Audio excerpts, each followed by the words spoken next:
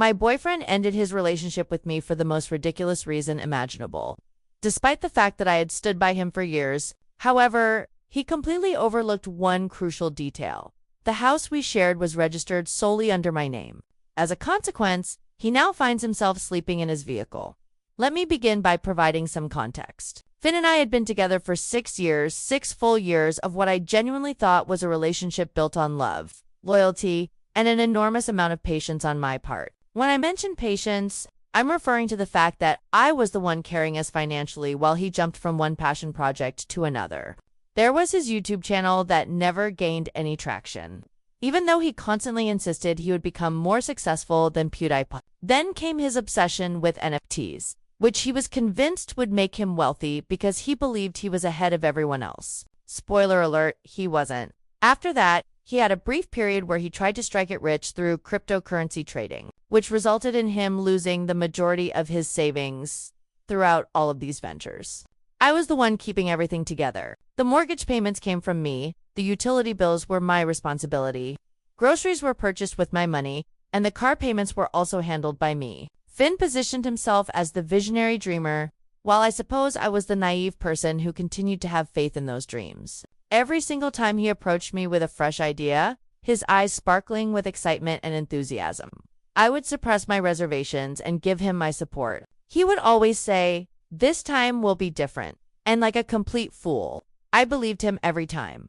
Approximately 2 weeks ago, things began to take a strange turn. Finn started becoming emotionally distant, spending significantly more time than usual glued to his phone, and making peculiar remarks about needing personal space to develop as an individual and discover his true self. Initially, I didn't read too much into it because he typically becomes philosophical whenever he's preparing to launch another project. However, he then started making critical observations about the condition of our house, which was completely new behavior for him. He would point out unwashed dishes in the sink or clothes that hadn't been folded yet, using this strange, judgmental tone that I had never experienced from him before. Then, just last week, he asked me to sit down with him at our kitchen table after I returned home from work. He had this intensely serious expression on his face that I had only witnessed a handful of times previously, usually right before he was about to inform me that another one of his ventures had failed. But the words that came out of his mouth made me question whether I was experiencing some kind of alternate reality. He looked at me and said,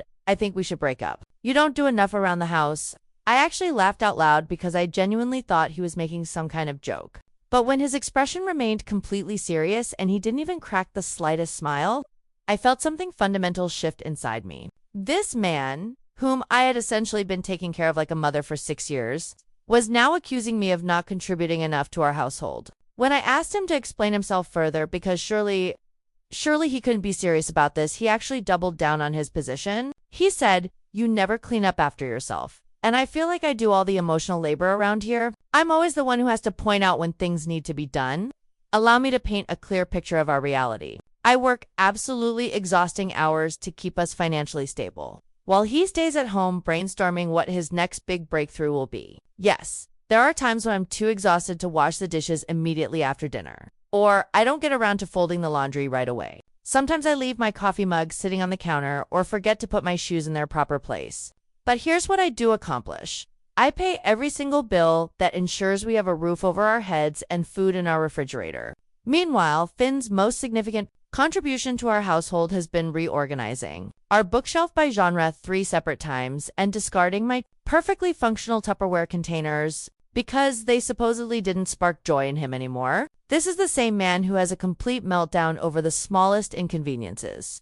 Whenever the Wi-Fi connection fails for more than 5 minutes, can you guess who always ends up contacting the service provider? That's right, it's me. Every birthday celebration, holiday event, or weekend outing has been organized and planned by me. He refuses to even place a takeout order without consulting me at least 3 times. And somehow he still manages to mess up what I actually wanted. But here's where things become genuinely strange. Following his breakup speech, Finn began behaving as if the house already belonged to him. He made this self-satisfied remark about how this would serve as a healthy fresh start for both of us and proposed that I could perhaps move back to my mother's place or find alternative accommodation. He even began discussing his plans to convert the guest bedroom into his personal workspace once I had left, and mentioned he might adopt a dog since there wouldn't be anyone around to object to the shedding anymore. That's the moment when it suddenly occurred. To me, he truly appeared to have either completely forgotten or perhaps never actually understood whose name is legally listed on the property deed for this house. Here's a clue. It certainly isn't his. Not even remotely. This house came to me as an inheritance from my grandparents, and I am the exclusive legal owner. Every mortgage installment, every maintenance expense, every utility statement, everything is registered solely under my name. I politely excused myself from the situation, climbed the stairs, and secured myself in our bedroom. I decided I wasn't going to engage in an argument with him or make any attempt to alter his perspective. No, my plan was to allow him to remain comfortable in his little fantasy world for however long he desired. I would let him believe he had won this breakup. I would let him assume I was gathering my belongings and preparing to leave. Because here's what matters. Finn has absolutely no comprehension of what's approaching. He hasn't the faintest idea that he's on the verge of losing everything. And truthfully, I'm eagerly anticipating watching him come to the realization of just how severely he has miscalculated. First update, as I referenced in my previous post. My ex-boyfriend at this point, Finn, terminated our relationship completely unexpectedly, asserting that I wasn't doing enough around the household. This claim was naturally absurd because I had been the one covering literally every expense, mortgage payments, utility bills, and grocery costs, while he spent the previous 3 years focused on self-development. Oh, and we shouldn't overlook that I also prepared meals, maintained, and completed every household task that wasn't somehow related to his cherished gaming equipment.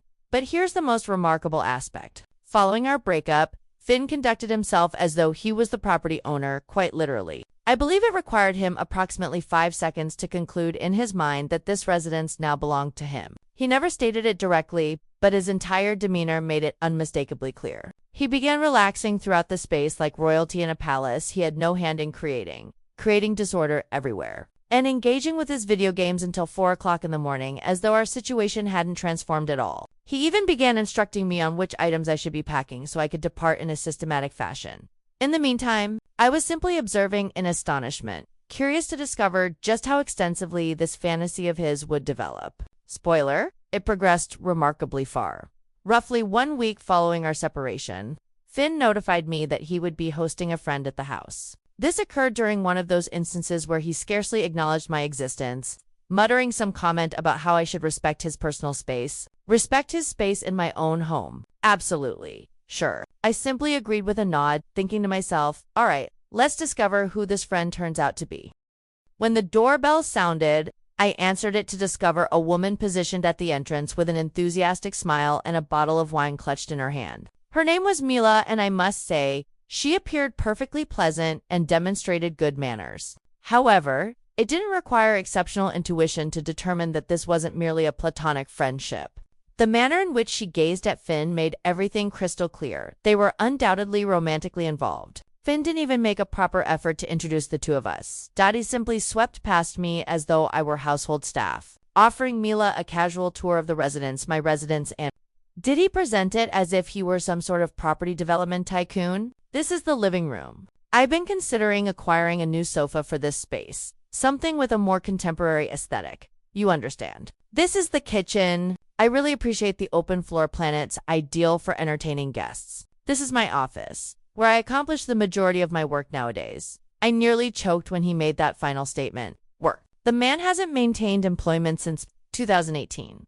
The office he was referencing is actually the spare bedroom. I arranged for him with the hope he might pursue some freelance opportunities. But it's primarily just the location where he spends his time playing Fortnite.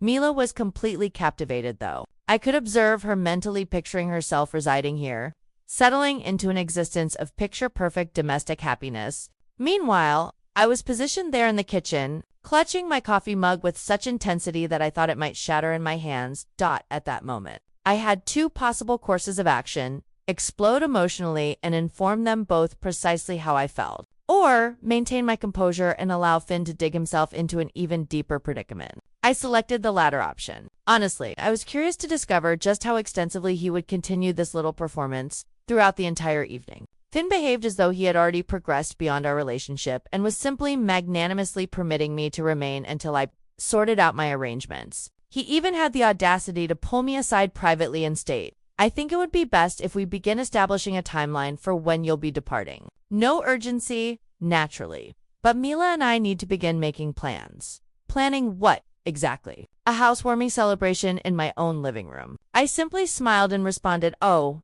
don't concern yourself about me. I'm taking care of everything." You should have witnessed the expression on his face, so self-satisfied. He genuinely believed he had emerged victorious. The following morning, I executed my plan. While Finn was still sleeping, I contacted a locksmith and arranged to have all the locks replaced. The locksmith completed the job in less than an hour. I compensated him, expressed my gratitude, and settled down with a cup of tea to wait for what would unfold. When Finn eventually awakened and sauntered into the kitchen as if he owned the property, I nonchalantly informed him, "By the way, I had the locks changed this morning. You'll need to collect your belongings and vacate by the conclusion of the day."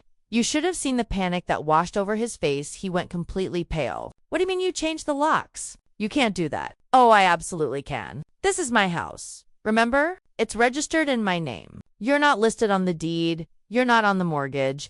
And now you're no longer welcome here." He attempted to dispute it. He attempted to beg. At one point, he even tried to manipulate my emotions by saying, "I thought you loved me. I thought we were creating something meaningful together." Mila arrived during all of this, presumably anticipating another pleasant evening with her romantic partner. Instead, she got to observe Finn gathering his possessions while I stood there with my arms crossed, reminding him not to leave behind his gaming chair. She appeared utterly bewildered and kept questioning, "Wait, this isn't your house?" Finn didn't even attempt to provide her with an explanation. By the time the day concluded, Finn had departed. Mila had departed. I poured myself a glass of wine, settled onto the couch that Finn had wanted to replace, and reflected on how dangerously close I had come to losing everything simply because I was excessively generous with my time, my financial resources, and my patience. Never again. And for those who might be curious, Finn is currently staying temporarily with various friends. I learned from a mutual acquaintance that Mila ended their relationship as well once she discovered the truth. He was jobless, financially destitute, and essentially without a home. Karma truly is a magnificent thing, isn't it? Second update, I assumed that would be the conclusion of the entire ordeal. But evidently Finn wasn't finished humiliating himself just yet. Several days after Finn vacated the premises, I received a phone call from our mutual friend Caleb, who wanted to see how I was doing. I could detect from the tone of his voice that he was probing for information, so I confronted him directly. "Did Finn send you to call me?" Caleb hesitated momentarily, but eventually revealed everything. It turns out that Finn had been orchestrating this breakup for several months. He'd been informing everyone, friends, acquaintances, even his family members, that he was on the verge of taking possession of the house and beginning a fresh chapter in his life. He portrayed himself as the patient, long-suffering boyfriend who had endured my constant complaining for years. According to his version of events, the house was essentially his property because of all the effort he'd invested in transforming it into a proper home. I had to interrupt Caleb at that point because I nearly choked from laughing so hard. What effort? The man could barely manage to do his own laundry, much less contribute anything toward maintaining the household. I questioned Caleb about whether Finn ever brought up the minor detail that the house was registered solely in my name. Caleb responded, "He said you'd probably just leave when he asked, and if you didn't comply, he'd find a solution somehow." Oh, Finn's utterly delusional. Apparently, Finn was so convinced that I would simply surrender and hand over the house to him that he essentially gave himself a premature victory celebration before the breakup even occurred. He informed people that he was finally liberated to concentrate on his own life and even made arrangements to host a housewarming celebration once again. In my house, the sheer audacity of it all. Caleb also shared something with me that genuinely infuriated me. Finn had been minimizing and misrepresenting everything I had done for him. He told people that I was barely contributing to the bills and that he was the one keeping everything afloat. This came from the same guy who didn't even have knowledge of what our monthly mortgage payment amounted to. The fabrications were so brazen and absurd that I couldn't help but find it darkly amusing. I thanked Caleb for providing me with this information and began contemplating how I could conclude the situation in a manner that Finn would never be able to forget. Initially, I considered simply letting the matter rest. Finn had departed, the house belonged to me, and I could finally progress with my life. But then I recalled all the difficulties he had subjected me to over the years of emotional manipulation, financial dependency, and now this absurd defamation campaign. No, I wasn't going to allow this to pass without consequence. I made the decision to strike Finn where it would hurt him most, his ego. First, I composed a courteous yet firm group message to our mutual friends, clarifying several important facts. The house was registered in my name, 100%. Finn never contributed a single penny toward the mortgage or household bills. Any assertions that he built our life together were complete fabrications. I maintained a factual and composed tone, but I made certain to attach screenshots of our previous lease agreements and utility statements with my name displayed on them. I even included a photograph of the property deed showing only my name. I wasn't about to permit him to distort the truth. Second, I contacted a local charitable organization that assists people in furnishing their homes. I donated all of Finn's remaining possessions, his old desk, a couch he never actually used, and even the gaming chair he abandoned in his hasty departure. They were delighted to accept the items, and I was equally pleased to see them removed from my home. Lastly, I decided to inform Finn's parents about what had genuinely been transpiring. They had always treated me with kindness and respect, and I felt they deserved to understand the reality of the situation.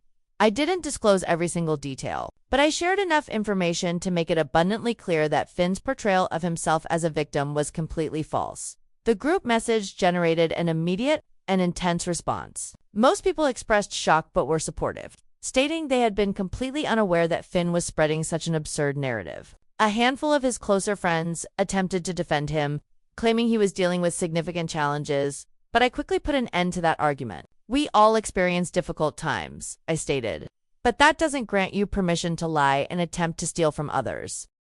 Finn, naturally, discovered the message and contacted me in a rage. He accused me of destroying his life and insisted I had no authority to publicly expose our private matters. I responded calmly, informing him that he had been doing exactly that for months. Sai simply corrected the false information. Then I ended the call and blocked his number. As for his parents, they were absolutely appalled. They apologized repeatedly and expressed that they had been completely unaware of how poorly Finn had been treating me. His mother even offered to reimburse me for some of the bills he had accumulated, but I respectfully declined. I had no interest in financial compensation. I simply wanted them to be aware of the truth. The real satisfying conclusion arrived several weeks later when I unexpectedly encountered Mila at a coffee shop. She approached me, visibly embarrassed, and apologized for becoming involved in the situation. She explained that Finn had deceived her about everything, including falsely claiming that the house arrangement had been mutually agreed upon. Then she shared the most amusing information I've heard all year. Finn was currently living in his vehicle. Apparently, none of his friends were willing to accommodate him after discovering the truth, and his parents had no interest in rescuing him from his predicament either. He had damaged too many relationships, and now he was experiencing the natural consequences of his actions.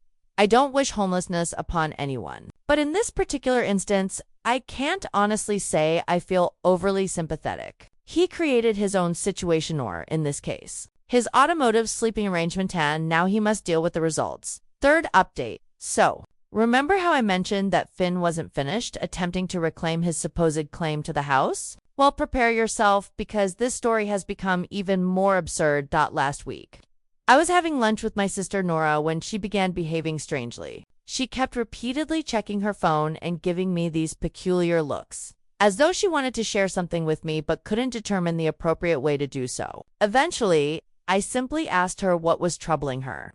"Don't be upset," she began, which is never a promising opening. "But Finn contacted me last week." I nearly choked on my drink. Why?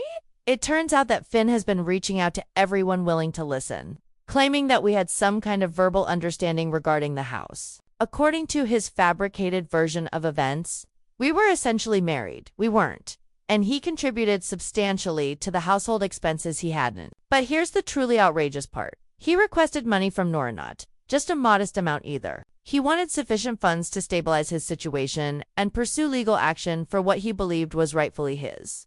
And she actually gave it to him. Before you become too angry with her, allow me to explain. Nora and I have always maintained a close relationship, and she's typically the most intelligent person I know. However, Finn apparently fed her this pitiful narrative about how he had invested everything into our relationship and was now without a home because of my actions. He even presented her with screenshots of certain bills he had paid years ago, conveniently omitting the fact that he had paid them using my money.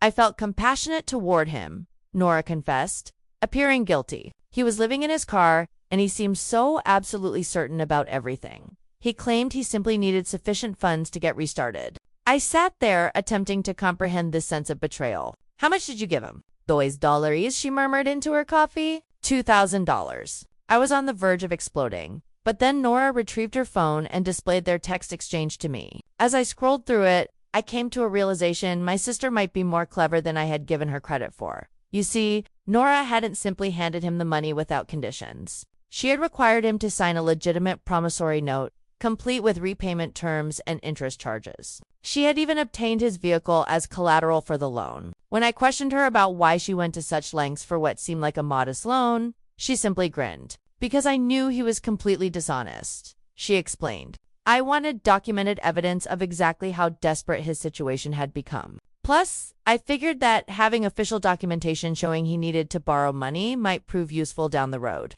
I could have embraced her right at that moment, but the situation becomes even more satisfying. Remember Caleb, our mutual friend who revealed information about Finn's pre-breakup scheming? Well, he forwarded me screenshots of Finn's social media posts where he's been depicting himself as the victim of a calculating opportunist who ensnared him in a relationship solely to steal his potential future income. Yes, if I read that correctly, he actually believes I spent 6 years financially supporting his unemployed lifestyle because I was targeting his hypothetical future wealth. The wealth he was supposedly going to generate from all those unsuccessful ventures I funded. The posts are filled with ambiguous allegations about how I manipulated him and exploited his trusting disposition. According to Finn's revised narrative, he was the one who provided me with emotional support while I was unstable and incapable of maintaining healthy relationships. This comes from the same man who once experienced a 3-hour emotional breakdown because I purchased the incorrect brand of energy drink. But here's where the situation becomes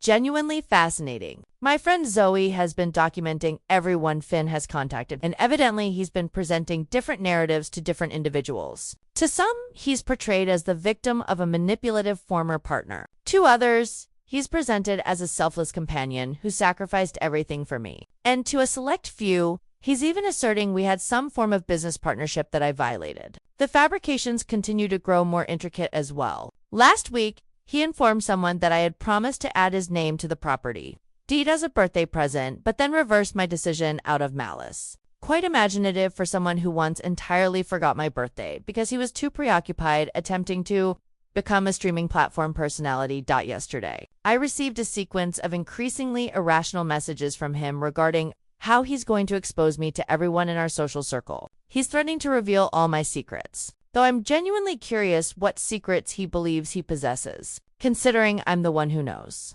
about his disastrous cryptocurrency investments and that occasion when he attempted to establish himself as a professional pet photographer using my camera equipment. I haven't replied to any of his messages, but I have preserved them all. Something indicates to me that this situation isn't concluded yet. Finn has never been proficient at accepting reality. And now that he's depleted Nora's financial contribution probably on yet another dubious money-making scheme, I'm confident he's devising some new strategy to attempt to obtain what he believes he's entitled to. Last update. So last Sunday, I was completing my weekly grocery shopping when I literally collided with Finn's mother at the supermarket. I attempted to simply acknowledge her with a smile and continue past. But she grabbed hold of my shopping cart and stated, "We need to talk right now." His mother has consistently been kind toward me, even following everything that transpired. But this time she appeared different, concerned, but also somewhat angry. She requested that we get coffee together, and something in the tone of her voice convinced me to agree. Once we were seated, she took a deep breath and stated, "I need to inform you about what Finn's been doing, because this situation has spiraled out of control." It turns out that Finn appeared at his parents' residence last week with this elaborate narrative about how he was going to reclaim the house. According to his story, he possessed evidence that I had somehow manipulated him into placing all the utility bills under my name. He even asserted that he had documentation proving he'd provided me with cash for the down payment. His mother interrupted him immediately and reminded him that both she and his father had been present when I purchased the house, which occurred before Finn even relocated there. But Finn simply spoke over her, continuing on about how he was constructing a legal case and required financial assistance to make things right. When his parents declined to provide him with money, he completely broke down emotionally, began making accusations about how they had never supported his aspirations, and claimed they were selecting my side over their own son. His mother appeared utterly exhausted as she shared this with me. "He's not the son I raised," she said. "I don't understand what's happened to him. But here's where the situation becomes genuinely intriguing. She began revealing all these things Finn had been doing that I had never been aware of. For instance, he had been informing his younger sister that he had purchased my share of the house months earlier, and that's why he required borrowing money from her to renovate his property. His sister, being 19 years old and trusting of her older brother, gave him her entire savings. Or how he'd been approaching all their extended family members, presenting different versions of the story to whoever would pay attention. To some relatives, he alleged we were secretly married. To others, he claimed I had promised him the house in return for what he called sweat equity. His terminology, not mine. He even informed his grandmother that I was keeping his gaming equipment hostage, the same equipment I had donated to charity several months prior. His mother retrieved her phone and displayed screenshots of a crowdfunding page he had created. The title read, "Help Local Man Reclaim His Home from Manipulative Ex." I nearly spit out my coffee. The page was saturated with entirely fabricated accounts about how he'd invested his life savings into the house sweat savings, and how I had manipulated the legal documentation to exclude him. He even uploaded photographs of my house, claiming he had personally completed all these renovations. The only renovation Finn ever accomplished was rearranging the furniture when he was avoiding job applications. But the most astonishing aspect, people were actually contributing money, not substantial amounts, but sufficient that Finn believed his strategy was succeeding. He'd accumulated approximately $800 before his mother reported the page and had it removed. I had to take action, she explained. He needs to confront reality. She informed me that Finn had been sleeping in his vehicle parked in their driveway for the past week, refusing to enter their home unless they endorsed his mission. Every morning he would depart, claiming he had appointments regarding reclaiming the house. Every evening, he would return with some fresh story about his supposed progress. His mother had finally reached her limit. When she overheard him on the telephone attempting to persuade Mila remember her to serve as a character witness testifying that the house genuinely belonged to him. Mila, to her credit, had apparently laughed and disconnected the call. "I'm not sharing this information to generate sympathy for him," his mother said. "I'm telling you because I want you to be mentally prepared. He's not going to cease until he has absolutely no alternative."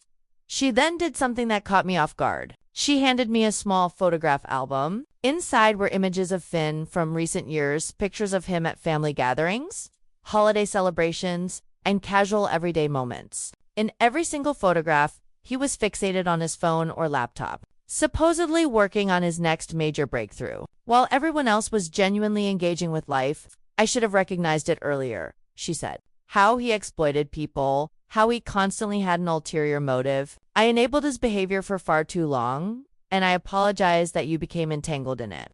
I attempted to return the album to her, but she shook her head. "Keep it. Perhaps one day he'll want to see the person he once was. But for the present moment, I need to do what I should have done years ago."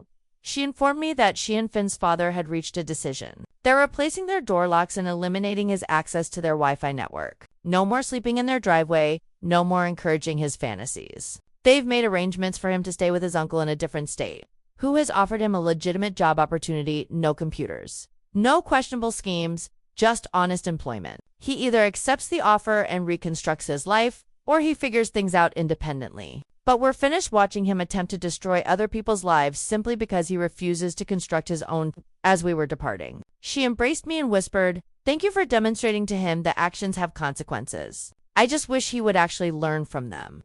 I watched her walk away and experienced this peculiar mixture of emotions: relief that his own family finally perceives him for who he truly is, and sadness for the person he could have potentially become.